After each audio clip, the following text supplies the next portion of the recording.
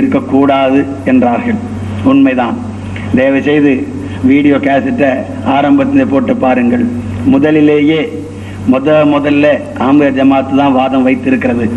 வாதம் வைத்துவிட்டு ஆட்சேபனை எழுப்பிய போது முதலிலே கூறியிருக்கிறேன், ஆட்சேபனைகளுக்கு பதில் கூறுவது நம் நோக்கம் என்று. உண்மையிலே நாம் கேட்ட முதல்ல எழுப்பிய அந்த கேள்விக்கு தான் பதில் சொல்லி இருக்க வேண்டும். அப்படி கூறிவிட்டு, இருப்பினும் இந்த ஆட்சேபனைகள் அவ்வளவும் நாங்கள் ஏற்றுக்கொள்கிறோம், அதாவது இதற்கு பதில் சொல்ல முடியாதவை இல்லை என்பதை காட்டுவதற்காக சில ஆட்சேபனைகளுக்கு பதில் சொன்னோம். அவற்றிற்கு அவர்கள் அளித்த பதில்கள் எந்த அளவிற்கு பலமானவை என்பதையும் கேசட்டை திரும்பி போட்டு பார்த்தால் தெரிந்து கொள்ளலாம். எனவே ஆரம்பத்திலே பதில் சொல்லியிருக்க கூடாது என்று அவர் கூறியது கவனமில்லாமல் கூறியிருப்பார்கள் என்று கருதிக் கொள்கிறேன். அடுத்து கூற வேண்டிய ஷிர்க். மிர்தா குலாம் முகமது காதியானி அவர்கள் ஒரு முறை ஈசா நபி அலைஹிஸ்ஸலாம் அவர்களுடைய உயிர் வாழுதல் என்ற நம்பிக்கை ஷிர்க் என்று கூறியிருக்கிறார். இன்னொரு இடத்தில் அவர் இறங்குவார் என்று கூறியிருக்கிறார் என்று சுட்டிக்காட்டினார்கள்.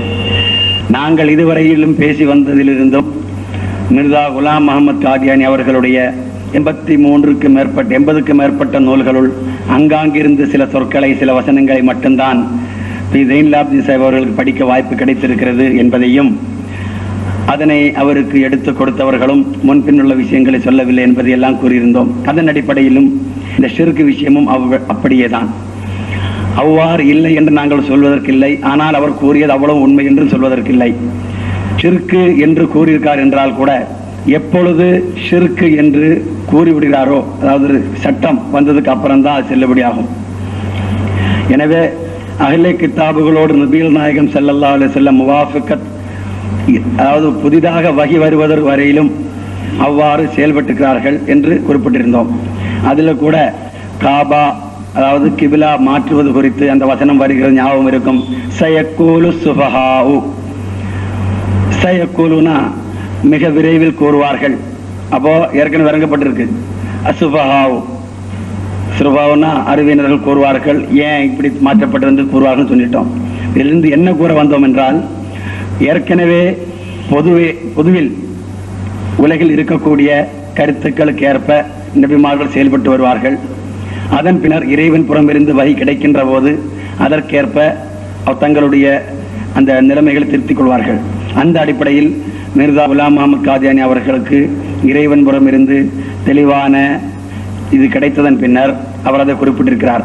அதில் அவர் சிறிதும் சுயமாக செயல்படவில்லை என்பதற்கு அந்த கூற்றை பின்னால் அப்படியே இருக்கும்படி செய்து அதற்கு சான்றாகும்.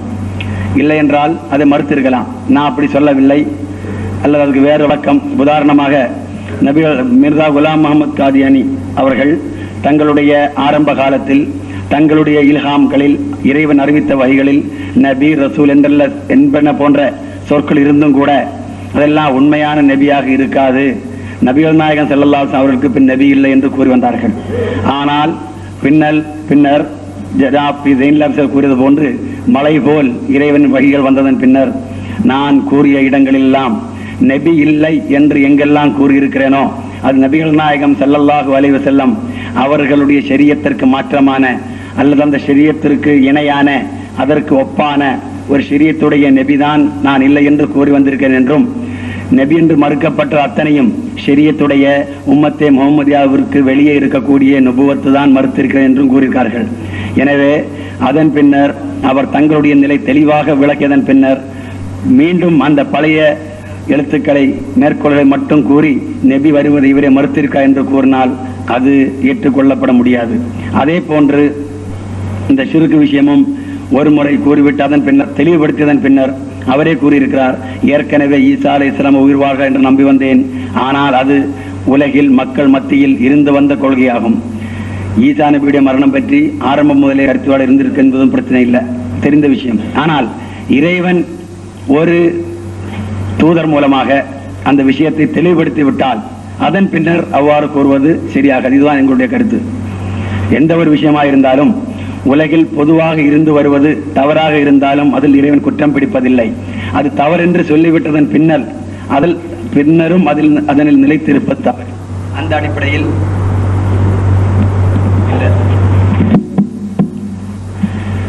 அதை எடுத்துக்கொள்ள வேண்டும்.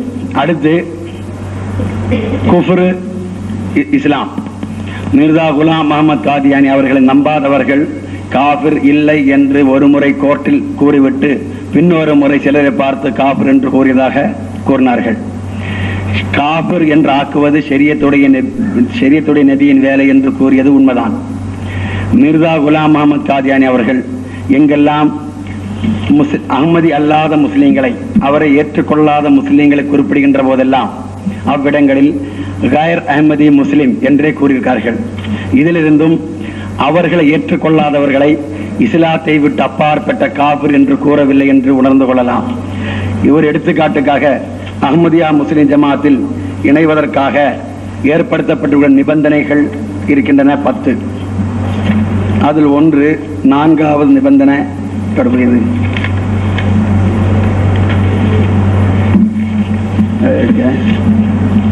நான்காவது நிபந்தனையா சொல்லப்பட்டது ஏகே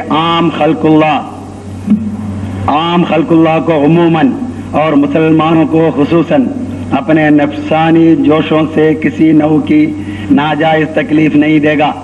அதாவது அஹ்மதியா ஜமாத்தில் இணையக்கூடியவர்கள் செய்து கொள்ளும் ஒப்பந்தத்தில் ஒன்று, பொதுவாக படைப்பினங்களுக்கும் குறிப்பாக முஸ்லிம்களுக்கும் தங்களின் மன உணர்ச்சியினால் எவ்வகையான தகாத துன்பமும் கொடுக்க மாட்டான்.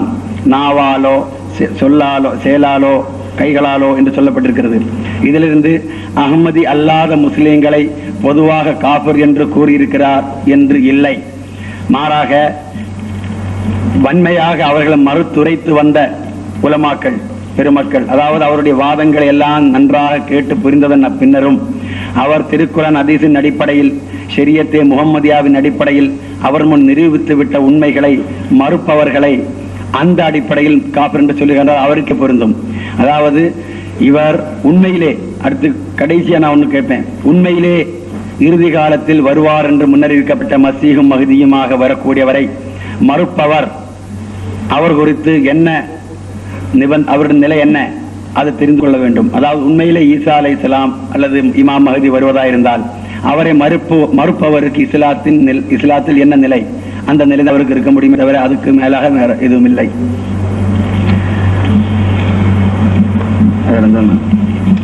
அடுத்து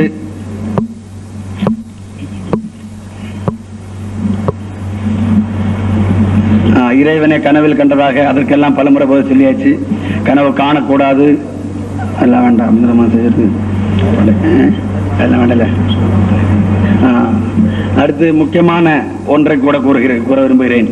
அதாவது மரியம், மிர்சா குலாம் முகமது காதியானி அவர்கள் தங்களை மரியம் என்று கூறினார்கள்.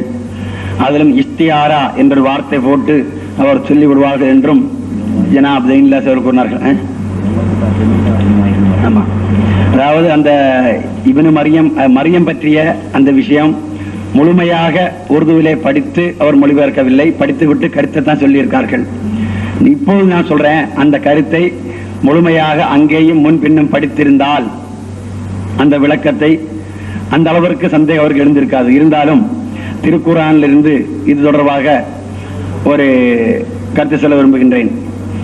லரபல்லாஹு மஸலன் லில்லதீன ஆமனூ ஃபிரௌனா இது காலத் ரப்பி இப்னி இந்தக பைத்தன் ஃபில் ஜன்னா வனஜ்ஜினி மின் ஃபிரௌன வ அமலிஹி வனஜ்ஜினி மினல் கௌமில் ஸாலிமீன். இதன் பொருள், அல்லாஹு மூமின்களுக்கு உதாரணமாக ஃபிரௌனின் மனைவியை எடுத்து கூறுகிறான். அதாவது மூமின்கள் ஃபிரௌனின் மனைவியை போன்றவர். இது அல்லாஹ்வின் கூற்று. அவர் கூறினார் அல்லாஹ்விடம், இறைவா, எனக்கு சொர்க்கத்தில் உன்னிடத்தில் வீட்டொன்றை தருவாயாக, மேலும் ஃபிரௌனின் செயல்களிலிருந்து அவனுடைய சமுதாயத்திலிருந்தும் என்னை காப்பாயாக. அப்படி கேட்கிறார். இப்பொழுது இந்த வசனத்தை படிப்பவர் மூமினானவர், அவருக்கு எடுத்துக்காட்டாக மசலனாக உதாரணமாக அல்லாஹ் ஃபிரௌனின் மனைவியை சொல்லி இருப்பதனால் மூமினானவர்கள் எல்லாம் ஃபிரௌனின் மனைவி போன்ற பெண்ணை போன்றாகி விடுவார், பெண் போன்ற தோற்றமாகி விடுவார். அவருக்கு திருமணம் இப்படியெல்லாம் கதைகளாக கட்டி சொல்வதாக இருந்தால், ஜனாப் ஜெயின்லாப்தி சொன்ன மாதிரி மரியம் என்று சொன்னதும் கூதா இருந்தால் எப்படி இருக்கும்? அல்லாவே சொல்கிறான், மூமினுக்கு உதாரணம் ஃபிரௌனின் மனைவி அப்படின்னு சொன்னா, ஒரு ஆள் உண்மையான மூமினாகி விட்டால் பிறவனின் மனைவி போன்று ஒரு பெண் போன்று ஆகிவிடுவார் என்று கூறி கிண்டல் செய்வதாயிருந்தால் அழகாக சிரிப்பிற்குரிய ஒன்றாக இருக்கும். ஆனால் அவ்வாறு இல்லை. அதற்கு பொருள் இருக்கு, அவருக்கும் தெரியும். அதாவது அவருடைய ஆத்மீக தன்மை காட்டுகிறது. அடுத்து இங்கே மரியம் டைரக்டாக அல்லாஹ் மீண்டும் கூறுகிறான், மரியம் பினத்த இம்ரானா அல்லதி அஹ்சனத் ஃபர்ஜஹா. மேலும் இம்ரானின் மகளாகிய மரியம் மரியம் அவரையும் மூமின்களுக்கு உதாரணமாக அல்லாஹ் கூறுகிறான். அவ்வாறு மரியமை மூமின்களுக்கு உதாரணமாக அல்லாஹ் கூறியதோடு நிறுத்திவிடாமல் அஹ்சனத் ஃபர்ஜஹா கற்பை காத்து கொண்டால் மின் ரூஹினா நம் ஆவியே அவளுள் ஊதினோம். அப்பொழுது மூமின்களுக்கு உதாரணமாக மரியமை அல்லாஹ் சுட்டி காட்டுகிறான். இப்ப இதனால் உண்மையான மூமினானவர் மரியமை போன்று ஆகி விடுவார் என்று அல்லாஹ் கூறுகிறான். அடுத்து அவனுள் ஆவியை ஊதுவது, அப்புறம் கலிமாத் ரப்பியா குத்துபிஹி வகானத் மினல் கானித்தீன் கட்டுப்பட்டவர்களாக இருந்தால் இல்ல. இப்ப இதிலிருந்து மூமினுக்கு உதாரணமாக அல்லாஹ் 2 பெண்களை கூறுகின்றான். அதனால் எங்காவது எவராவது உண்மையான மூமின் பெண் போல் இருக்க வேண்டும், மரியம் போல் இருக்க வேண்டும், அவரை போன்ற திருமணம், குழந்தை பெறுதல், அப்படிப்பட்ட விஷயங்களை இருக்க வேண்டும் என்று ஆசைப்பட்டு அது போன்று பேசினால் திருக்குர்ஆனுடைய இந்த வசனத்திற்கும் அவர் தரும் அந்த விளக்கத்திற்கும் எந்த அளவிற்கு ஒற்றுமை, தொடர்பு அல்லது சம்பந்தம் இருக்குமோ அது போன்றே மிர்சா சாஹிப் அவருடைய அந்த மரியம் குறித்த இஸ்தியாரா பிரிது மொழிதலனி என்னது ஓமை வடிவிலான அந்த கூற்றென்றே கருதி கொள்ள வேண்டும். அதுவே அது குறித்து எங்களுக்குள்ள பதில். அடுத்து நீ வர வேண்டாம் மற்ற வேணாம் எனக்கு நான் இது வேறணும். தொடர்ந்து அடுத்து இனிமேல் இது கடைசி இது, அதனால தொடர்ந்து அதிகமாக ஒன்றும் நம்ம பேசணும். நான் முதல்ல சொன்னதை திரும்ப ஒரு முறை சொல்ல விரும்புகிறேன். அதாவது நம்முடைய ஒப்பந்தத்தின் அடிப்படையில் அஹ்மதியா முஸ்லிம் ஜமாத்து தான் இந்த விஷயத்தின் 3 தலைப்பிலும் வாதி எழுதியிருக்கு. வாதினா வாதம் வைப்பவர். வாதத்தை நாங்க தான் வைத்தோம், எல்லாரும் சாட்சி. என்ன சொன்னோம்? அந்த நிபந்தனைக்கு உட்பட்ட முறையில திருக்குர்ஆனிலிருந்து உண்மையான நபி கூறிய இலக்கணம் என்று ஒன்றை நாங்கள் வைத்தோம். கடைசியில கூட முன்னுள்ள வாழ்க்கையை பார்க்க வேண்டியதில்லை, அதனை விட அதிகமாக பின்னால் உள்ள வாழ்க்கை தான் பார்க்கணும் அப்படின்னாங்க. நாங்க சொல்றோம், அல்லாஹ் சொல்றோம் மின் கபிலிஹி, பல முறை எடுத்து சொன்னோம். மின் கபிலிஹி, இதற்கு முன்னுள்ள வாழ்க்கை தான் முஸ்லிம் மக்களுக்கு தென்படக்கூடியது. அதைத்தான் அது சொல்றான் அல்லாஹ்.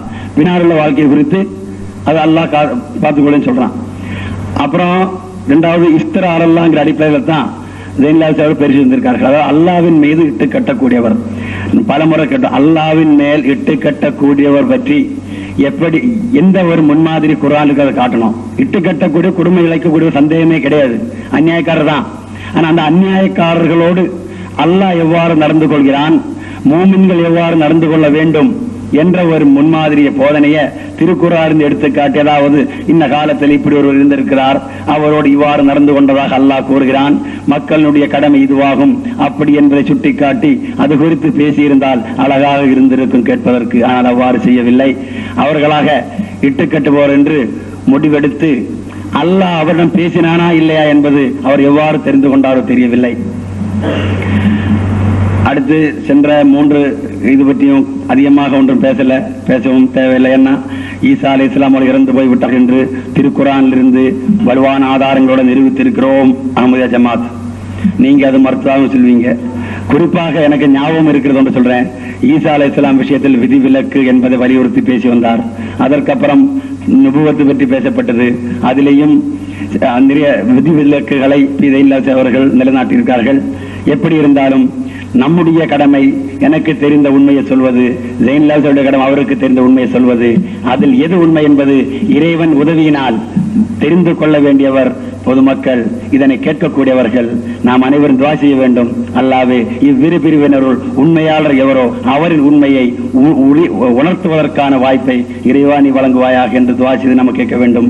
கடைசியாக ஒரு வசனத்தை படிக்க ஆசைப்படுகிறேன் திருக்குர்ஆனிலிருந்து. வலவ் அன்னனா நஸல்னா இலைஹிமுல் மலாயிகத வகல்லமஹுமுல் மௌதா وحشرنا عليهم كل شيء قبلا ما كانوا ليؤمنوا إلا أن يشاء الله ولكن أكثرهم يجهلون وكذلك جعلنا لكل نبي عدوا شياطين الإنس والجن يوحي بعضهم إلى بعض زخرف القول غرورا ولو شاء ربك ما فعلوه فذرهم ما يفترون. இந்த வசனங்களின் பொருள், நாம் அவர்களிடம் மலக்குகளை இறக்கி இறந்து போனவர்கள் அவரை பேசி எல்லாரையும் ஒன்று சேர்த்து அவருக்கு வேண்டியதெல்லாம் அவர் முன் வைத்த போதிலும் அவர்கள் அல்லாஹ் நாடினால் என்று நம்பிக்கை கொள்ள மாட்டார்கள். பெரும்பாலானவர்கள் புறக்கணிக்கவே செய்வார்கள். இவ்வாறே எல்லா நபிமார்களுக்கும் நாம் எதிரிகளை உண்டு பண்ணி இருக்கிறோம். மனிதர்களிலிருந்து ஜின்களிலிருந்தும் சைத்தான்களை அவர் ஒருவர் இன்னொருவருக்கு ஊதி பேசிக் கொண்டிருப்பார்கள், ஏமாற்றுவதாக பேசிக் கொண்டிருப்பார்கள். உலவு ஷா ரப்பு கமா ஃபாலுஹு, அல்லாஹ் நாடுகின்ற அவ்வாறு செய்திருக்க மாட்டார்கள். எனவே அவர்கள் இட்டு கட்டும் வகையில் விட்டு விடுங்கள். கடைசியாக கூறுகிறேன், நான் ஒரு மார்க்க ஊழியன், இஸ்லாத்திற்காக தொண்டு செய்ய வேண்டும், அதனிலே வாழ்க்கையை கழிக்க வேண்டும் ஆசைப்படும், இஸ்லாத்தை பற்றி கற்றுக்கொண்டிருக்கும் ஒருவர். அந்த வகையில் இந்த விஷயத்தில் என்னென்ன பேசியிருந்தாலும் தனிப்பட்ட முறையில், அதாவது தனிப்பட்ட முறையில் எதுவும் சொல்லவில்லை, திருக்குர்ஆனிலிருந்து தெரிந்த கருத்தின் அடிப்படையில் திருக்குர்ஆனுக்காக இறைவனுக்காக உண்மை என்று தெரிந்ததே சொல்லியிருக்கிறேன். அவ்வகையில் எவ்வகையிலேனும் கஷ்டம் துன்பம் ஏற்பட்டிருந்தால் அவர் மன்னிக்க வேண்டும் என்று இறைவன் பெயரில் கேட்டுக்கொள்கிறேன். ஏனென்றால் எவ்வாறு இருந்தாலும் நாம் அத்தனை பேரும் உம்மத்தே முஹம்மதியாவை சேர்ந்தவர். முஹம்மது ஸல்லல்லாஹு அலைஹி வஸல்லம் அவர்களையே முன்மாதிரியாக வாழக்கூடியவர். திருக்குர்ஆனே நம்முடைய ஷரியத், மாற்றமில்லை. எனவே எந்த வகையிலேனும் துன்பம் கஷ்டம் ஏற்பட்டிருந்தால் மன்னிக்க வேண்டும். மேற்கொண்டும் இதனை விட அன்பாகவும் சகோதரத்துடனும் பண்போடு நாம் பழகிக்கொள்ள வேண்டும். அதற்கான நல்வாழ்த்தினை கேட்டு விடைபெறுகிறேன். அஸ்ஸலாமு அலைக்கும் வரஹ்மத்துல்லாஹி வபரகாத்துஹு. அஸ்ஸலாமு அலைக்கும் வரஹ்மத்துல்லாஹி வபரகாத்துஹு. நஹ்மதுஹு வ நுஸல்லி அலா ரசூலில் கரீம். திருக்குர்ஆனில் அல்லாஹ் மூமின்களையும் காஃபிர்களையும் இரண்டு பெண்களுடன் ஒப்பிட்டு சொல்லியிருக்கின்றான். லரபல்லாஹு மஸலல் லில்லதீன கஃபரு இம்ராத்த நூஹின் வம்ரத்த லூத். அல்லாஹு காஃபிர்களை ஒப்பிட்டு கூறுகின்றான் நூஹுடைய மனைவியுடனும் லூத்துடைய மனைவியுமாய். அதுக்கு விளக்கம் பெற வேண்டும் தேவையில்லை. மூமின்களை அல்லாஹு ரெண்டு பெண்களோடு ஒப்பிட்டு கூறியிருக்கின்றான். ரெண்டு வகையான பெண்கள். லரபல்லாஹு மஸலல் லில்லதீன ஆமனு இம்ராத்த ஃபிர்அவுன, ஃபிர்அவுனின் மனைவியை நம்பிக்கை கொண்டவர்களுக்கு ஒரு எடுத்துக்காட்டாக அல்லாஹு விளக்கியிருக்கின்றான். அடுத்து மரியம் இப்னத் இம்ரானின் அல்லதி ஆசனத்து ஃபர்ஜஹா, இம்ரானின் மகள் மரியமையும் அவள் தனது கற்பை காப்பாற்றியதின் காரணமாக மூமினிங்களுடன் ஒப்பிட்டு சொல்லியிருக்கின்றார். இப்போ உண்மையான மூமினிங்கள் முதலில் மரியமுடைய சிஃபத்தை அடைந்தவராக இருப்பார்கள். இப்ப ரெண்டு விதமான ஒப்பீட்டுகள் அல்லாஹ் இங்கே சொல்லியிருக்கின்றான். ஒன்று ஃபிரௌனுடைய மனைவி, மற்றொன்று இம்ரானுடைய மகள் மரியம். மூன்றாவது ஒப்பிட்டு எங்கேயுமே திருக்குர்ஆனில் பெண்களோட சார்ந்த முறையில் மூமின்களை பற்றி சொல்லப்படவில்லை. இதில் இங்கு கூறப்பட்டிருக்கும் மரியம் இப்னத் இம்ரான் இதன் பொருள் என்ன? அல்லத்தி ஹசனத்து ஃபர்ஜஹா, அவள் கற்பை காப்பாற்றினாள் என்பதாகும்.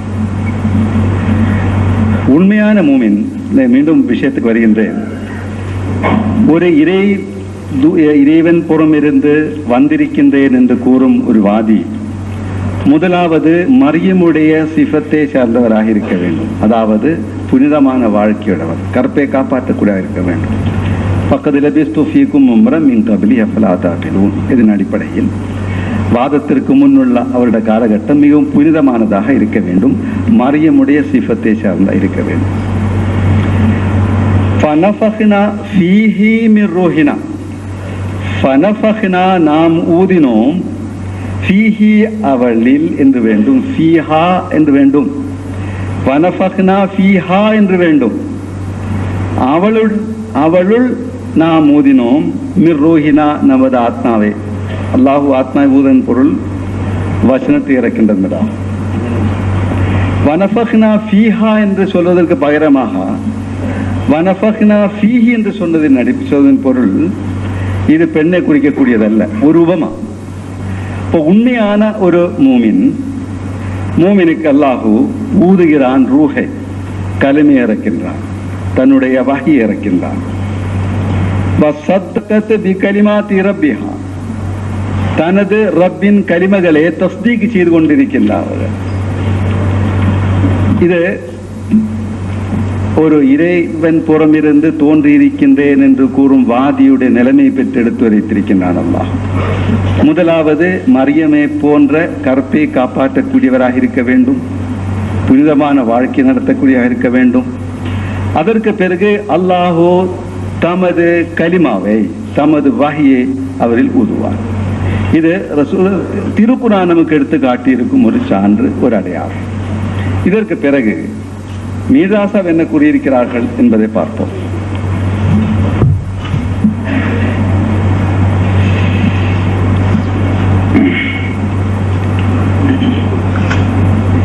मेरी ईसवी हैसियत मरियमी हैसियत से खुदा के नफक से पैदा हुई. என்னுடைய ஈசவி சிஃபத், நான் ஈசாவாக இருக்கின்றேன் என்ற அந்த தன்மை மரியமி ஹைசியஸே, முதலில் இருந்த மரியம் என்ற தன்மையிலிருந்தும், ஹுதா கே நஃபக் சே பைதா ஹுவி, அல்லாஹுடைய ஊதலினால் ஏற்பட்டது. அதாவது மரியமை போன்ற புனிதமான வாழ்க்கையை நான் நடத்தி கொண்டிருந்தேன். அதற்கு பிறகு நான் ஈசாவாக மாறிவிட்டேன். மரியமி சிஃபத்தில் இருந்தும் ஈசவி சிஃபத்திற்கு, அதாவது மரியமி ஹைசியத்தில் இருந்தும் ஈசவி ஹைசியத்திற்கு நான் வந்தது ஹுதா கே நஃபக் சே, அல்லாஹ் ஊதியதன் காரணமாக, அல்லாஹ்விடம் இருந்து எனக்கு வஹி இல்லாமல் கிடைத்ததன் காரணமாக. और इसी वाकया को सूरह तहरीम में बतौर पेशगोई कमाल तस्सी से बयान किया. இதை பற்றி சூரா தஹரீமில் அல்லாஹ் எடுத்துரைத்திருக்கின்றார். இது ஒரு உபமாக அலங்காரம். எல்லா நபிமார்களுடைய வாழ்க்கையிலும் அவருடைய சொற்களில் ஏராளமான உமாலாரங்கள் இருப்பதாக நம்மால் காண முடியும். ஹஜ்ரத் ஈசா அலைஹிஸ்ஸலாமுடைய இஞ்சில படிங்கள், உண்மையான இஞ்சில் அதிகம் அவர் இப்பொழுது இருக்கக்கூடிய அந்த பைபிளில் அதிகம் அவர் உமாலங்கார ரூபமாக தான் பேசிக்கொண்டே இருக்கின்றார்கள். அல்லாஹ் ரூபமாயாக இங்கு எடுத்துரைத்திருக்கின்றான். உண்மையான மூமினீங்கள் எல்லோரும் புனிதமான வாழ்க்கை நடத்தக்கூடியவர்களாக இருந்தால், கற்பை காப்பாற்றக்கூடியவர்களாக இருப்பார்கள் என்றால், நிச்சயமாக அவர்கள் மரியமி சிஃபத்தை சார்ந்தவராக இருப்பார்கள். இது திருக்குர்ஆன் எடுத்துரைக்கும் ஒரு எடுத்துக்காட்டு. அதை நம்மால் மறுக்க முடியாது. ஒன்று ஃபிரௌனுடைய மனைவியை போன்றவராக இருக்க வேண்டும், அல்லது ஈசா நபியுடைய தாயார் மரியமை போன்ற இம்ரானுடைய மகளை போன்றதாக இருக்கும். இது திருக்குர்ஆன் எடுத்து கூறியிருக்கும் ரெண்டு கூற்றுகள். ஆனால் ஹஜ்ரத் மரியம் அலைஹிஸ்ஸலாமை போன்ற ஒரு பொன்னுருவமாக நவுதுபில்லா மீராசாவி இருந்தார்கள். தான் ஒரு மரியம், வெளித்தோற்றத்தில் தான் ஒரு மரியமாக இருந்ததாகவும், அதற்கு பிறகு தனக்கு அல்லாஹ்விடம் இருந்து அந்த அவர் என்னமோ ஒரு செய்கை காட்டினார், அப்படியே உள்ள நுழைந்ததாகவும் அப்படி ஒன்றும் இல்லை. இது திருக்குர்ஆனுடைய வசனத்தை கேலிக்குரியதாக இருக்கக்கூடாது. மூமினீங்களை பற்றி ரெண்டு விதமான எடுத்துக்காட்டுகள் எல்லாம் இங்கே எடுத்து வைத்திருக்கின்றார். முதலில் புனிதமான வாழ்க்கை, பக்கத்தில் எதிர்சுஃபீக்கும் மும்மரமின் கபிலி எஃப்லாத்தா. ரெண்டாவது ஜர்த் சாதரை பற்றி சொல்லியிருக்கிறார்கள் ரசூல். நான் சுருக்கமாக 2 விஷயத்தை கூறுகிறேன். ரசூல் கரீம் ஸல்லல்லாஹு அலைஹி வஸல்லம் அவர்கள் இறுதி காலத்தில் தோன்றும் வாக்களிக்கப்பட்ட மசீஹை பற்றி தரிசனத்தில் அல்லாஹ் ரசூல் காட்டியிருந்தார்கள்.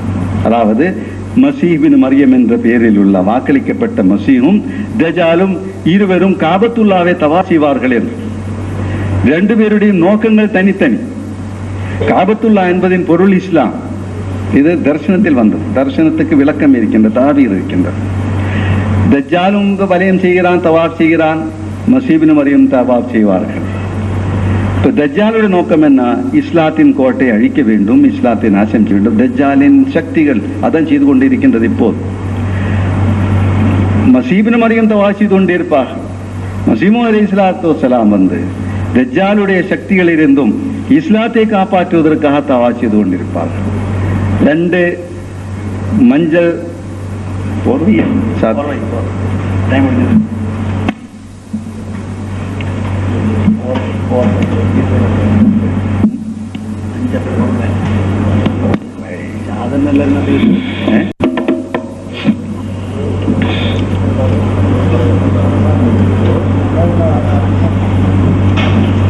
அன்பிற்குரிய சகோதரர்களே, நாம் இப்போது இறுதி அமர்விலே இருக்கிறோம்.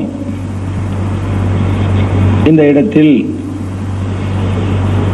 ஒரு 2 விஷயங்களுக்கு மாத்திரம், பல விஷயங்கள் பதில் சொல்லப்படாமல் இருக்கின்றன. 2 விஷயங்களுக்கு மாத்திரம் இப்போது ஒரு விளக்கம் சொன்னார்கள். முதலாவது, மௌலவி அய்யூப் சாஹிப் அவர்கள் அந்த ஈசா அலைஹிஸ்ஸலாம் உயிரோடு வானத்தில் வருவது ஷிர்கு என்று மிர்சா சாஹிப் சொன்னாரு. அதுக்கப்புறம் வந்து அதே புஸ்தகத்திலேயே அப்படி இருப்பதாகவும் சொல்லியிருக்கிறாரு. அது இறைவன்றிருந்து வஹி அவருக்கு வந்த பிறகும் கூட, இல்லை நீ தான் ஈசான் வஹி வந்த பிறகும் கூட அதை வந்து விளங்கலன்னு சொல்றாரு. விளங்காம திரும்ப திரும்ப அதையே நான் சொல்லிக்கிட்டு இருந்தேன் அப்படின்னு சொல்றாருங்கிறது தான் பாயிண்ட். இப்ப என்ன, இதுல பல கேள்வி இருக்கு. முதல்ல அவருக்கே ஷிர்கு என்று எது தெரிகிறதோ, அவர் தெரியாம இருந்து முந்தின வேதத்தை பின்பற்றினா அதுக்கு ஒரு அர்த்தம் இருக்குது. அவருக்கே தவறு என்று தெரிந்த ஒன்றை, அதுவும் ஷிர்கு என்று தெரிந்த ஒன்றை அவர் சொல்லிக் கொண்டிருக்கிறார் நீண்ட காலமாக. ஒண்ணு, அது அப்படித்தானே இருக்குது. ஷிர்குன்னு சொல்றாரு, தெரிஞ்சுதான் சொல்றாரு. இறைவன் வகி வந்துச்சு, இருந்தாலும் என்ன செய்யலன்னா அதுக்கு மக்கள் நம்பிக்கையில இருப்போமே இருந்தேன். மழை மாறி அடுக்கடுக்கா வந்தவன தான் நீ மாத்திக்கிட்டேன்னு சொல்றாரு. இப்ப இறைவன் ஒன்றை சொல்ல நினைக்கிறான், அவருக்கு சொல்றான், அது அவருக்கு விளங்குறபடி இறைவன் சொல்லல. இந்த கேள்விக்கு தான் எனக்கு பதில் வேணும். அப்படியே முந்தைய வேதத்துல உள்ளத வகி வர்ற வரைக்கும் பின்பற்றலாம்னா ஷிர்குலையும் பின்பற்றலாமா? கிதாபு கிப்லா விஷயத்துல வந்து ஷிர்கு வர போறது இல்ல. அல்லாஹ் எங்கிட்ட திரும்ப சொன்னாலும் திரும்பிக்கலாம். தேச நமக்கு முக்கியம் இல்லை. அல்லாஹ் சொன்னா திரும்பிக்கலாம். இப்ப காபத்துல்லாவை திரும்புறதுனால காபா வணங்கணும்னு அர்த்தம் இல்லை. அது ஒரு முன்னோக்கும் திசை தான். பைத்துல் முகத்தஸை நோக்கி வணங்கினாலும் அதை வணங்கணும்னு அர்த்தம் இல்லை. நோக்கும் திசை தான். அது நோக்கும் திசை மாறுறதை தவிர வணங்குற இறைவன் மாறல, இல்ல ஷிர்கு ஒண்ணு வரல. ஆனா இங்க கேள்வி என்ன, ஷிர்கு, அந்த ஷிர்குங்கிறது அவருக்கு தெரிஞ்சு இருக்குது, அதுவும் இறைவன் வேற அதை சுற்றி வர காட்டிதான் அதுக்கு பிறகு அந்த ஷிர்கை சொல்லியிருக்காரு. இதான் கேள்வி. நபிமார்கள் இப்படி செய்ய மாட்டாங்க. இதுக்கு நீங்க பதில் சொல்லல. இந்த கொஸ்டின்களுக்கு பதில் இல்லை. வேற மறுபடியும் முந்தி சொன்ன யூதர்களுக்கு தான் சொல்லிட்டு இருக்கிறீங்க. அதனால அது நிக்காது. அடுத்தபடியா மரியம் அலைஹிஸ்ஸலாம் அந்த கற்பமானதை வந்து உருவகமா இஸ்தியாராவா சொல்றாங்கல்ல, அதுல நாம கேட்ட கேள்வி என்ன, இவங்க சொல்ற பதில் என்ன? அல்லாஹ் வந்து மூமின்களுக்கு 2 பெண்களை உதாரணமா காட்டுறான். எதை உதாரணமா காட்டுறான்? நல்ல ஈமானுக்கும் தியாகத்துக்கும் துணிவுக்கும் கொள்கை பிடிப்புக்கும் இந்த பொம்பளை மாதிரி ஏறி முதல்ல ஆம்பளையா இருந்து இந்த மாதிரி இருக்கிறீங்களப்பா. இந்த ஃபிரௌன்ட்ட இவ்வளவு சித்திரவதை பண்ணியும் அந்த பெண் எவ்வளவு ஸ்ட்ராங்கா இருந்தாங்க, யாருக்கு அஞ்சாம. இந்த பெண்ணுக்கு இப்படி ஒரு அவமானம் வந்தும் கூட அல்லாஹ் கொடுத்துட்டதுனால, ஏன்னா புருஷன்லாம் பிள்ளை பெற அவமானம் உலகத்து பார்வையில இப்படி ஒரு அவமானம் வந்து கூட அதெல்லாம் தாங்கிக்கிட்டு அல்லாவுக்காக வேண்டி தியாகம் பண்ணாங்களே. ஒன்னு அவங்களா தேர்ந்தெடுத்து கொண்ட சிரமம், இது அல்லாவா கொடுத்த ஒரு சிரமம். இந்த 2 வகையான சிரமத்திலிருந்தும் கொள்ளணுங்கிறதுக்கு உதாரணமா தான் 2 பெண்கள் அல்லாஹ் சொல்றான். இதை எல்லாருக்குமே சொல்லலாம். அப்படி அதாவது மரியம் போல நாம் இருக்க வேண்டும், நாம் இருக்கணும். எதுல? ஈமான்ல கற்பனை பண்ணலாம். ஈமான்ல நம்ம அது மாதிரி இருக்கணும், பிடிப்புல அப்படி இருக்கணும் சொல்லலாம். ஆமா, முதல்ல ஃபிரௌனுடைய மனைவி தான் அல்லாஹ் சொல்றான். 2இல் ஒருவரை போலன்னு சொல்லல. முதல்ல அல்லாஹ் சொல்றது இம்ராத்த ஃபிரௌன் வா மரியம் அப்னத்த இம்ரான். ஃபிரௌனுடைய மனைவியையும் இம்ரானுடைய மகள் மரியத்தையும் 2 பேருமே தான் சேர்ந்து உதாரணம். இவரோ அவரோ இல்லை. இந்த ஆயத்தை செயல் வடிவப்படுத்துறதுக்கு அவர் சொல்லி இருந்தால், ஃபிரௌனுடைய மனைவியாக நான் இருக்கிறேன், அந்த அளவுக்கு எல்லா தியாகத்தையும் செய்திருக்கிறேன் என்று அவர் சொல்லியிருக்கணும். மாடலாக 2 பெண்களை எல்லாம் சொல்லியிருக்கிறான். 2வது நீங்க ஒண்ணுதான் சொல்றாரு.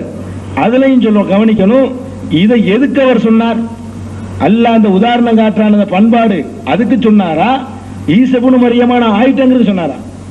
மரியமுடைய மகன் ஈசாண்டு வருது, அதை ப்ரூவ் பண்றதுக்கு அவர் சொன்னாரா?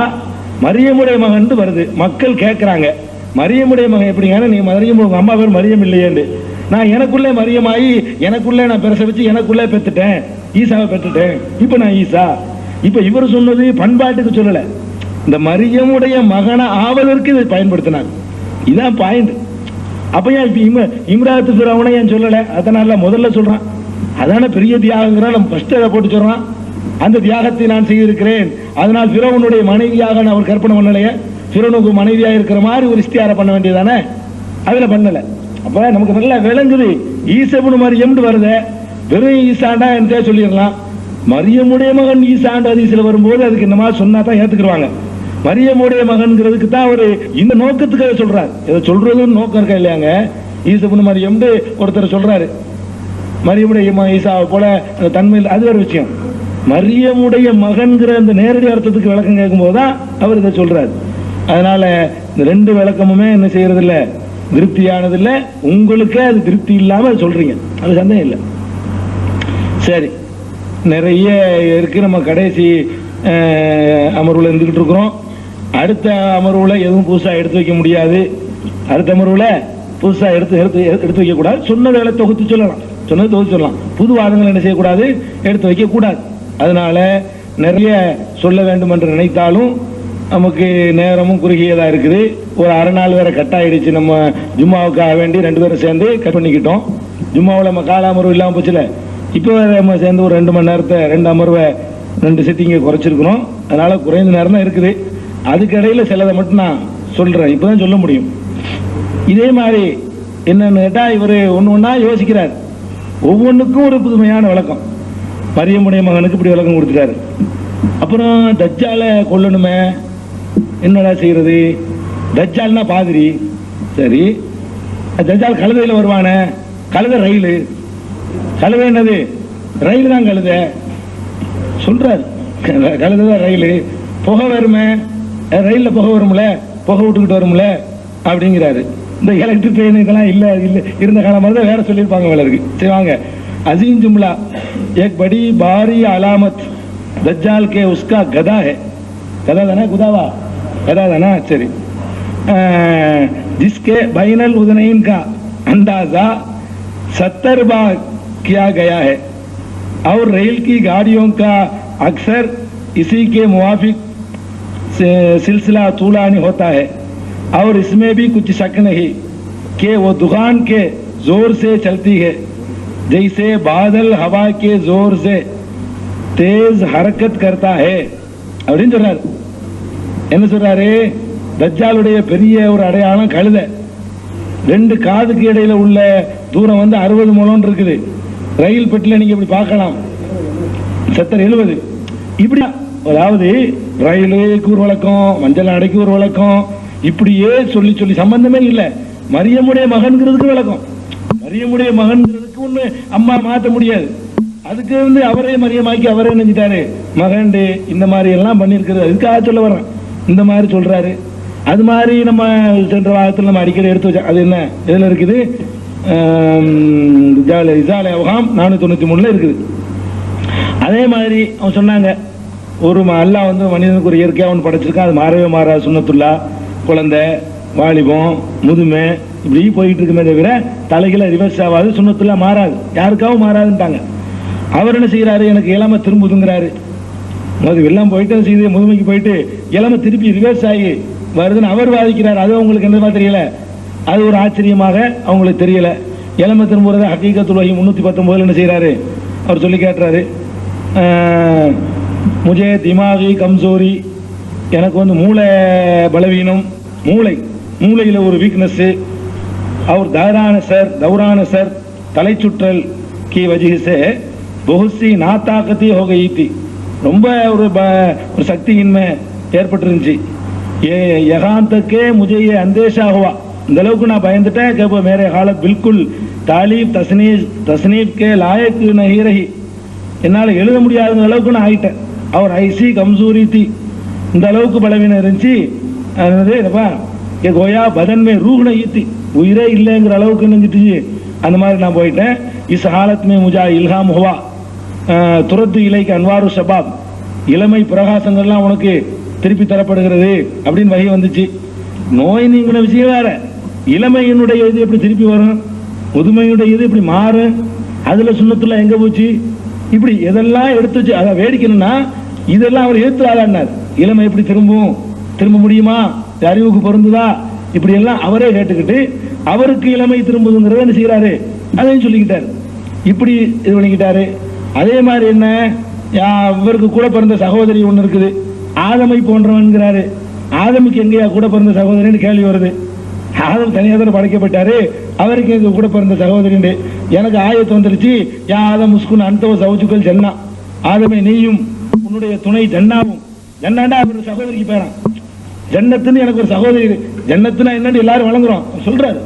எனக்கு ஜன்னத்துன்னு ஒரு சகோதரி இருந்துச்சு, அதான் என்ன செஞ்சான் அல்லாஹ், யா ஆதமுன்னு என்னை கூப்பிட்டு உஸ்குன் சவுச்சுக்கள் ஜன்னா அந்த சவுச்சுக்கள் ஜன்னா, நீயும் உன்னுடைய சவுஜும் ஜன்னத்துல தங்குங்கள் அர்த்தம். ஜன்னத்து தோட்டமோ சொர்க்கமோ. இவர் என்ன செய்யறாரு, அப்படி அர்த்தம் செஞ்சவர் வேற இடங்கள்ல. இங்க என்ன செய்யறாரு, ஜன்னத்துன்னு எனக்கு சொல்ற பாருங்க. அவரு ஏ இல்ஹாம் கே யா ஆதம் முஸ்குன், இவர் எல்லாம் கூப்பிட்டு சொல்றான் அந்த சவுஜுக்கள் ஜன்னான்னு சொன்னான். जो आज से 20 बरस पहले बराहीन अहमदिया सफा 496 में उर्दू समझ தெரியாது दर्ज है, इसमें जो जन्नत का लफ्ज है उसमें एक लतीफ इशारा है कि वो लड़की मेरे साथ पैदा हुई, इसका नाम जन्नत था. இதுல நுணுக்கமா அல்லாஹ் என்ன சொல்றான் தெரியுமா, லத்தீஃபான இஷாரா இருக்கலாம். நுணுக்கமா அல்லாஹ் உணர்த்துவது என்னன்னு சொன்னா, என்னுடைய சகோதரி ஜன்னத் இருந்துச்சு, அதைத்தான் அல்லாஹ் சொல்றான். ஆதமும் நானே, ஏன் ஆதமும் நான்கிறேன், ஆதமுக்கு ஜன்னத்தோட ஜோடியா இருந்த மாதிரி எனக்கு யாரு, என் சகோதரி, என்ன ஒன்னா பிறந்திருந்தோம். ஆதமுக்கு கூட பிறந்த சகோதரி இருந்ததாகவும் சொல்றாரு இன்னொரு இடத்துல. இவர ஆதம் எல்லாம் நேரடியா படைச்சுங்கிறான். இவரு சொல்றாரு பாருங்க, இன்னொரு இடத்துல சொல்றாரு, ஹஜரத் ஆதம் அலைஹிஸ்ஸலாமுக்கு பைதா இஸ் ஜவுஜி கி தௌர் पर थी, துணை ஜோடி என்ற முறையில் தான் ஆதம் படைக்கப்பட்டார். ஏனி ஏக் மர்த் और एक औरत साथ थी, ஒரு ஆண் ஒரு பெண்ணுங்கிற முறையில படைக்கப்பட்டாரு, அதான் ஜன்னத்து. இப்ப நானு எனக்கும் கூட பிறந்தது. இப்படி ஒவ்வொரு நபிமாருக்கும் சொன்னதுக்கும் இவர் தான் சொல்லிக்கிட்டு இவர்கிட்ட இருக்கிற மாதிரிலாம் அந்த நபி இருந்ததாக காட்டுகிறார்.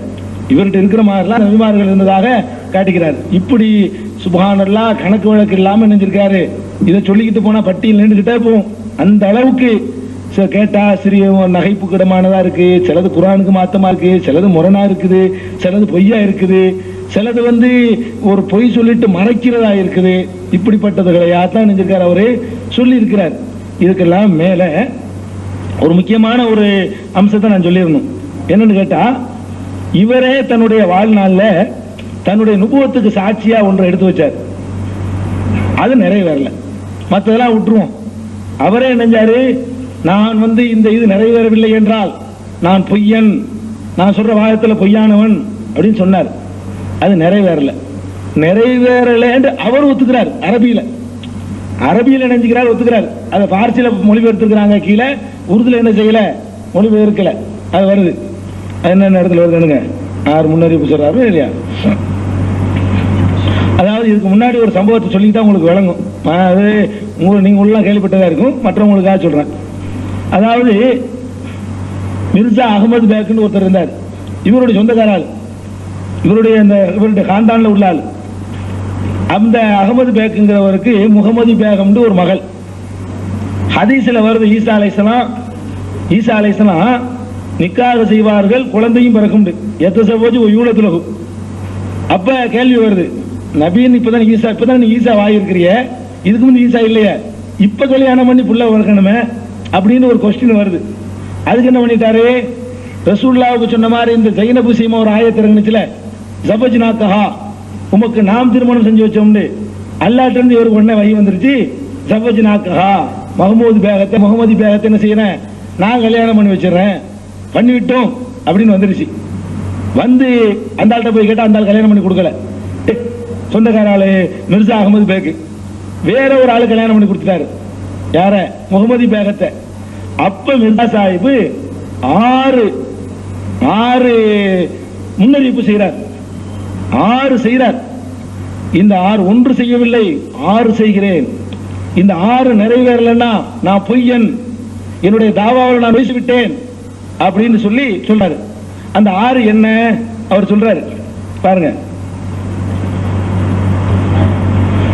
मेरे इस पेशगोई में न एक बल्कि 6 दावा है.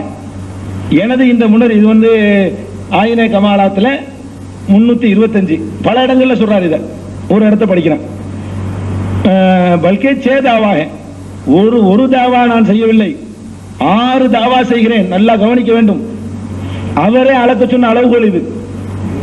இதுலதான் அந்த நேரத்தில் வந்து போய் சேர்ந்த ஆட்கள்லாம் ஓடி வந்து கொஞ்சம் 2 பேர் போன ஆட்கள்லாம்.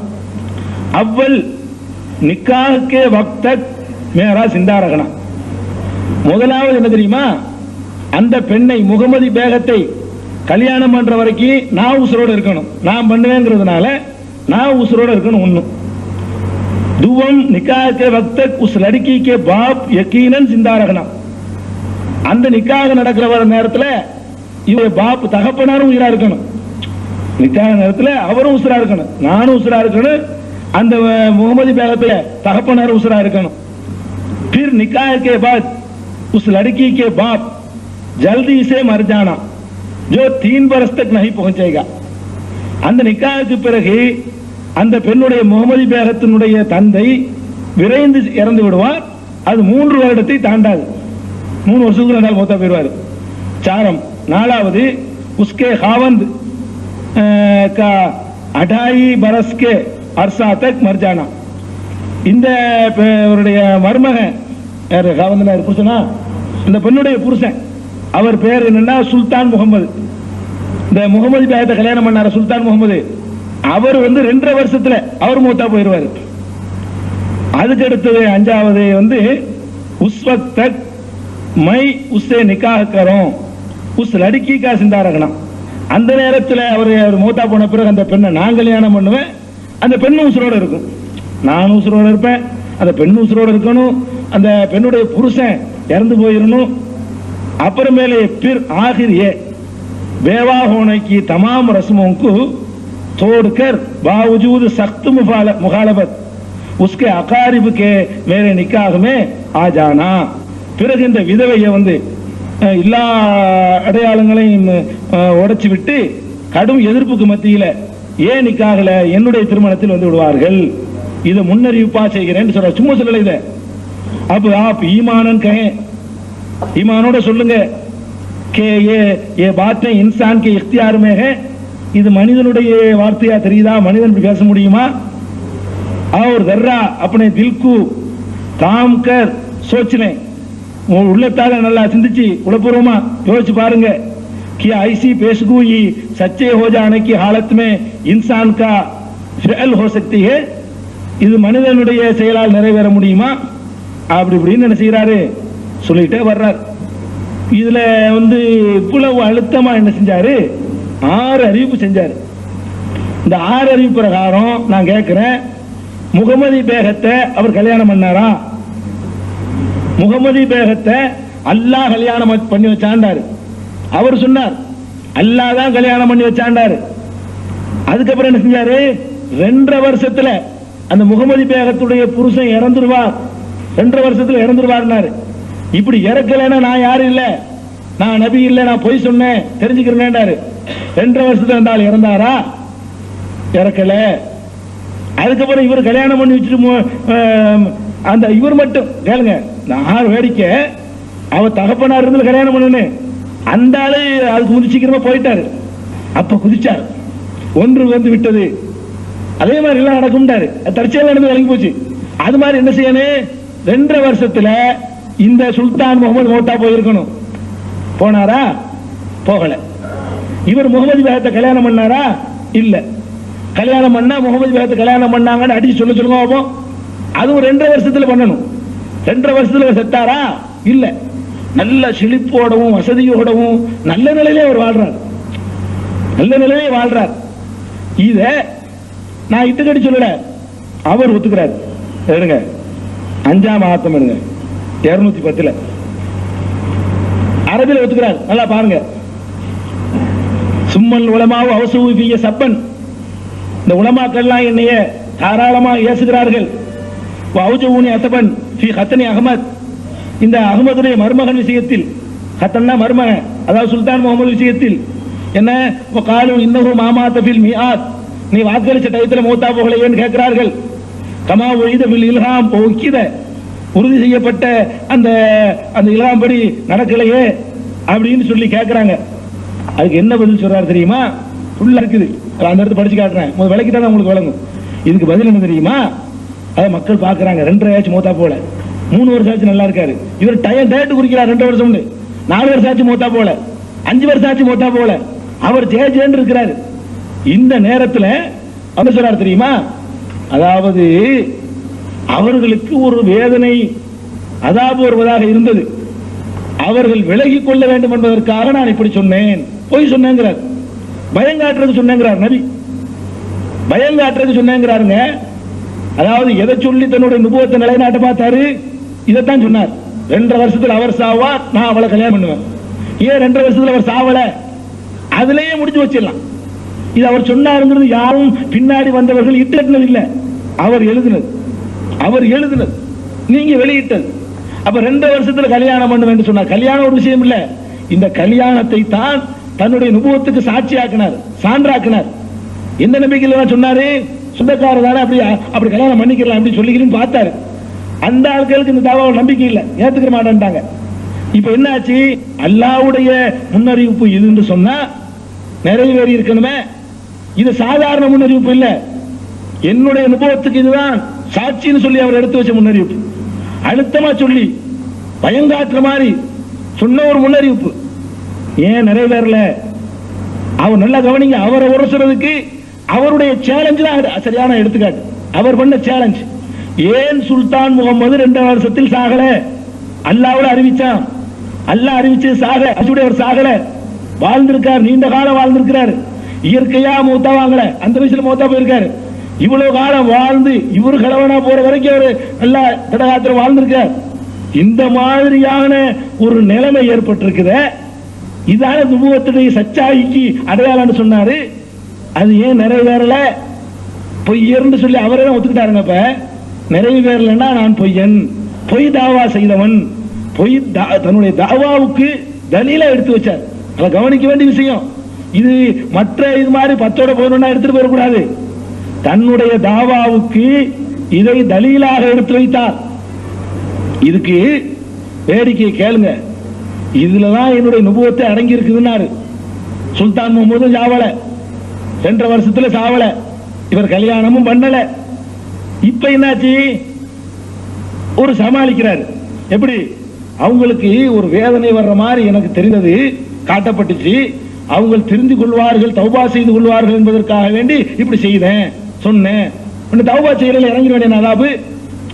என்னுடைய நபியுடைய கட்டளை மீறினதுனால தௌபா செஞ்சு திருந்திட்டாங்க, எனக்கு கல்யாணம் பண்ணி தந்துட்டாங்க, அதனால அது நடக்கலன்னா அர்த்தம். ஓகே, அவங்க இந்த ஆள் வழிக்கு வரவும் இல்லை, கல்யாணம் பண்ணி கொடுக்கவும் இல்லை.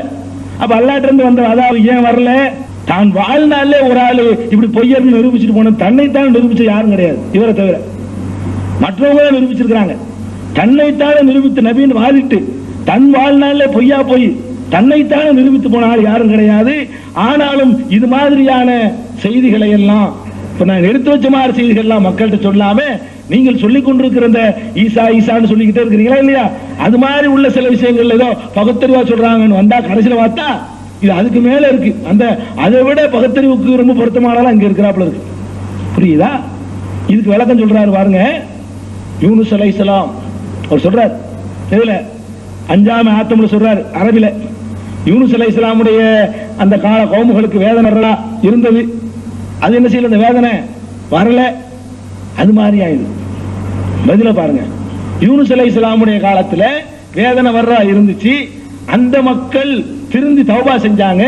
அல்லாஹ் தௌபா ஏத்துக்கிட்டு நினைச்சிட்டான், அந்த வேதனை இறக்கல. இதை ஒரு தலீலாக நுபுவத்தை இஸ்பாத் பண்றதுக்கு சான்ற ஆக்கல வருது. வேதனை இறங்கின பிறகு யூனுஸ் நபி நபின்னு தான் ஏத்துக்கிட்டாங்க, இறங்காத பிறகு ஏத்துக்கல. இதுல என்ன? இவர் என் நுபுவத்துடைய சாட்சி இதெல்லாம் அடங்குங்கிறார். அது யூனுஸ் நபியுடைய கூட ஒப்பிடுறாரு பாருங்க. இதான் என் நுபுவத்துக்கு சாட்சி, இதுலதான் எல்லாம் அடங்கி இருக்குது. இந்த மாதிரி எல்லாம் சொன்ன ஒருத்தர் என்ன மாதிரி பல்ட் அடிக்கிறான்னு பாத்தீங்களா? தன் வாழ்நாள்ல இப்படி ஒரு அவமானம் யாருக்காக வந்திருக்குமா? யோசிச்சு பாருங்க. இந்த மாதிரி ஒரு ஒரு வில்லத்தின்றீங்களே, அது இது யாருக்காவது வந்திருக்குமா? அவர் சொன்னது அவருக்கே நடக்காம, நிரூபிக்க முடியாம, அடுத்தவர்கள்லாம் பார்த்து ஒரு கேலி செய்யக்கூடிய ஒரு நிலைமை அடைஞ்சிருக்காரு. அதை சொல்லவும் செய்றாரு, வாழ்ற ஒத்துக்கிறார், அவரை வாழத்தான் செய்கிறார், இன்னும் கல்யாணம் ஆகல, அதையும் ஒத்துக்கிறார். அப்ப இதெல்லாம் என்ன? இந்த சேலஞ்ச் என்னாச்சு? 6 சேலஞ்ச் என்னாச்சுன்னு நடக்கல. இது கவனிக்கணும்.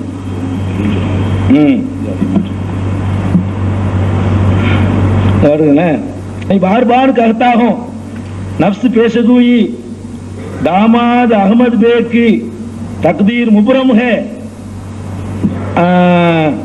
अबरम इसकी इंतजार करो, और अगर मैं झूठा हूं तो यह पेशगोई पूरी नहीं होगी.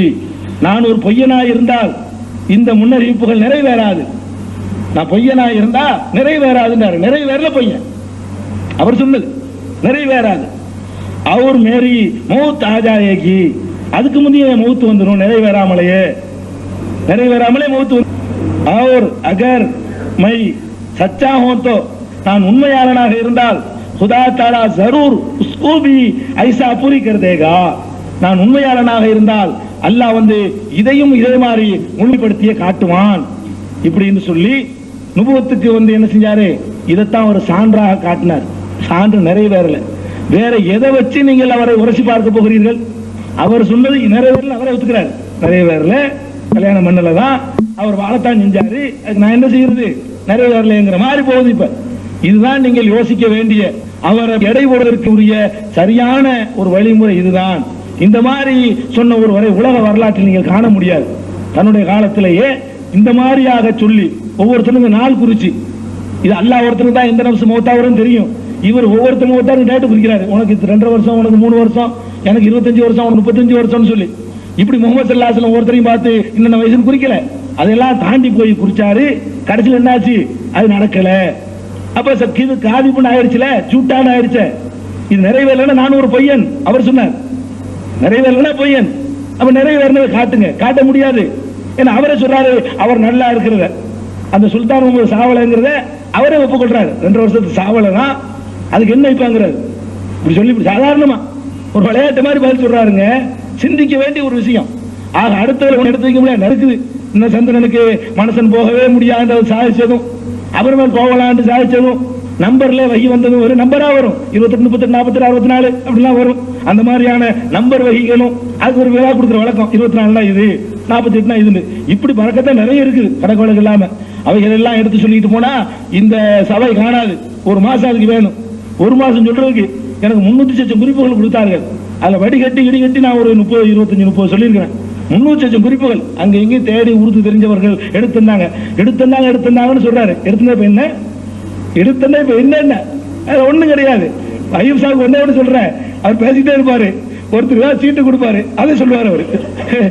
அந்த மாதிரி நான் இல்ல, நான் எடுத்து சொன்னாலும் கூட நான் விளங்கி, நான் யோசிச்சு, நான் சொல்றதுல வர்ற கேள்விகளுக்கு எனக்கு பதில் சொல்ல முடியுமான்னு தெரியாமல் நான் என்ன செய்யல, சொல்லல. எழுத்தாங்க எனக்கு உறுதி தெரியாது என்பதை தெளிவா சொல்லிக்கிறேன். இந்த எடுத்துறதுனால அவங்க இது உண்மையாயிராது. நான் எடுத்து சொன்ன வார்த்தைக்கு பதில் இருக்காங்கிற கேள்வி. ஆக இது புதுசா எடுத்து இது ஒரு சம்பந்தமா எடுத்து வைத்தவைகள் அவ்வளவுதான் இப்போது எடுத்து வைக்க முடியும். கடைசி முறையில் எடுத்து வைக்க முடியாது. கடைசி முறையில் தொகுத்து தான் என்ன செய்ய போறோம், நம்ம பேச இருக்கிறோம் என்று கூறிக்கொண்டு என்னுடைய உரையை நான் முடித்துக் கொள்கிறேன். சுவாமி.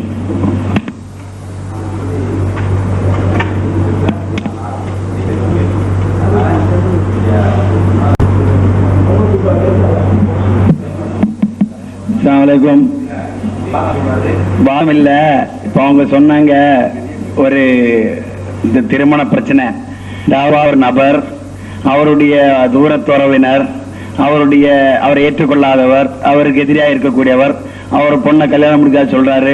அப்புறம் அது அவருடைய நிபுணத்துக்கு ஒரு ஆதாரமா சொல்றாரு. அதுக்கப்புறம் நிறைவேறலன்னு சொல்றாரு. அப்படியெல்லாம் சொல்லியும் கோடிக்கணக்கான மக்கள் இன்றைக்கு அவருடைய ஜமாத்து இருக்கு. என சுருக்கமாக அந்த நிகழ்ச்சி பற்றி நமக்கு சொல்ல வேண்டியதை படித்து காட்டுகிறார் சகோதரர் முகமது அஹ்மத் சாஹிப். அஸ்ஸலாமு அலைக்கும். சகோதரர் பி ஜெயினுல்லாப்தீன் அவர்கள் எடுத்து வைத்த இந்த விஷயம் நீட்டிய ஒரு மிக விளக்கம் கொடுக்க வேண்டிய ஒரு விஷயத்தை கடைசி நேரத்தில் அவர் வைத்திருப்பதிலிருந்து ஒரு மாபெரும் சூழ்நிலை முடியாதுதான். அடுத்து நான் விஷயத்துக்கு வருகின்றேன். என்னுடைய ஹோஷியார்பூரை சேர்ந்த மிர்சா அஹ்மத் பேக் சாஹிப் என்பவரை பற்றியதாகும் இந்த முன்னறிவிப்பு. 1888 ஆண்டில் அந்த முன்னறிவிப்பு செய்யப்பட்டது. ஆனால் அதன் கால அளவு 1892 ஆண்டில் ஆரம்பமானது. மிர்சா அஹ்மத் பேக் சாஹிப் அஹ்மத் அலிகளின் ஓர் உறவினர். அவர் முழுக்க முழுக்க உலக விஷயங்களில் மூழ்கியவராகவும் மார்க்கத்தினால் எள்ளக்காணமற்றவராக இருந்துள்ளார். அத்துடன் ஹஜ்ரத் அஹ்மத் அலைஹிஸ்ஸலாம் அவர்களிடம் நீங்கள் உண்மையாளர் என்றால் அதற்கு அடையாளம் காட்ட வேண்டும் என்றும் வேண்டிக் கொண்டிருந்தார். தற்செயலாக அக்காலத்தில் அவர் ஹஜ்ரத் அஹ்மத் அலைஹிஸ்ஸலாம் இடம் ஓர் உதவியும் கேட்டு வந்தார். அதாவது காணாமற் போன ஓர் உறவினரின் சார்பாக ஹஜ்ரத் அஹ்மத் அலைஹிஸ்ஸலாம் அவர்களுக்கு கிடைக்க வேண்டிய சொத்தின் ஒரு பகுதியை இவரின் மகனின் பெயருக்கு அன்பளிப்பாக வழங்க வேண்டும் என கேட்டுக்கொண்டார். வழக்கம் போல் ஹஜ்ரத் அஹ்மத் அலைஹிஸ்ஸலாம் அவர்கள் இது தொடர்பாக இஸ்திகாரா துஆ செய்தார்கள். அப்போது அல்லாஹ் அவர்களுக்கு இல்ஹாம் மூலம் அறிவித்தான், அவர் தனது மூத்த மகளை உமக்கு திருமணம் செய்து தர வேண்டும். இதனை அவர் ஏற்றுக்கொண்டு செயல்படுத்தினால் அவர் இறைவனுப்பிடமிருந்து ரஹ்மத்தின் அருளின் அடையாளத்தை காண்பார், மறுத்துவிட்டால் தண்டனின் அடையாளத்தை காண்பார். ஆக இந்த உறவு என்பது சாலிஹுடைய ஒட்டகத்தை போல் அடையாளம் காட்டுவதற்கான ஒரு வழியாக அமைந்துவிட்டது. ஹஜ்ரத் அஹ்மத் அலைஹிஸ்ஸலாம் அவர்கள் 15/7/1888 ஆண்டு வெளியிட்ட ஒரு அறிக்கையில் கூறுகின்றார்கள், இந்த திருமணத்திற்காக வேண்டுதல் செய்ய வேண்டிய தேவை எனக்கு இருந்ததில்லை. என் தேவைகளை எல்லாம் அல்லாஹ் நிறைவு செய்துள்ளான், பிள்ளைகளையும் தந்துள்ளான். எனவே ஓர் அடையாளமாக அமையும் பொருட்டே இந்த உறவு கேட்கப்பட்டுள்ளது. அதாவது இதன் மூலம் இந்த குடும்பத்தை மறுப்போருக்கு தன் வலிமையின் அடையாளத்தை காட்ட அல்லாஹ் விரும்பியுள்ளான். அதாவது அவர்கள் ஏற்றுக்கொண்டால் அல்லாஹ் அவர்களுக்கு தன் அருளின் அடையாளத்தை காட்டுவான், மறுத்தால் தன் தண்டனையின் அடையாளத்தை காட்டுவான். ஆக இந்த உறவினை வேண்டுவதன் நோக்கம் இறைவன் புறமிருந்து ஓர் அடையாளத்தை காட்டுவதற்கே ஆகும் என அவர்கள் தெளிவுபடுத்தியுள்ளார்கள். அந்த அருளின் ரஹ்மத்தின் அடையாளத்தை தேடிக்கொள்வதற்கு மாற்றமாக அவர் இதனை மறுத்துவிட்டால் மிர்சா அஹ்மத் பேக் என்பவர் 3 ஆண்டுகளுக்குள்ளும் இவரின் மகளை திருமணம் செய்பவர் 2 ஆண்டுகளுக்குள்ளும் இறந்து விடுவார்கள் என அறிவித்தார்கள். 10/7/1888 ஆண்டின் அறிக்கை. ஆனால் அவர்கள் அந்த அருளின் அடையாளத்தை மறுத்துவிட்டு 1892 ஆண்டு அந்த பெண்மணியை மிர்சா சுல்தான் முகமது பேக் என்பவருக்கு மனம் முடித்துக் கொடுத்தார்கள். அதாவது அல்லாஹ்வின் தண்டனை குறித்த அடையாளத்தை தேடிக்கொண்டனர். எனவே அந்த திருமணத்திற்கு பின் 6 மாதத்திற்குள் அதாவது 1892 செப்டம்பர் மாதம் பெண்ணின் தந்தை மிர்சா அஹ்மத் பேக் இறந்து விட்டார். அத்துடன் அந்த குடும்பத்தின் முழு மகிழ்ச்சியும் மண்ணோடு மண்ணாய் போய்விட்டது. இந்த திடீர் நிகழ்ச்சி அக்குடும்பத்தினரின் உள்ளத்தில் பேரச்சத்தை ஏற்படுத்தியுள்ளது. அதனால் அவர்களுள் சிலர் ஹஜ்ரத் அஹ்மத் அலைஹிஸ்ஸலாம் அவர்களுக்கு பணிவாகவும் தாழ்மையுடனும் கடன்கள் எழுதினார்கள். சுல்தான் முகமது பேக் அவர்களும் மிகவும் மதிப்புடனும் கண்ணியத்துடனும் நடந்து கொண்டார். எதிரிகள் பலவாறு தூண்டிவிட்டும் கூட ஹஜ்ரத் அஹ்மத் அலைஹிஸ்ஸலாம் அவர்களுக்கு எதிராக ஒரு வார்த்தை கூட பேசியதில்லை. அது மட்டுமின்றி 21/3/1913 அன்று மிர்சா சுல்தான் முகமது பேக் தன் நண்பர் ஒருவர்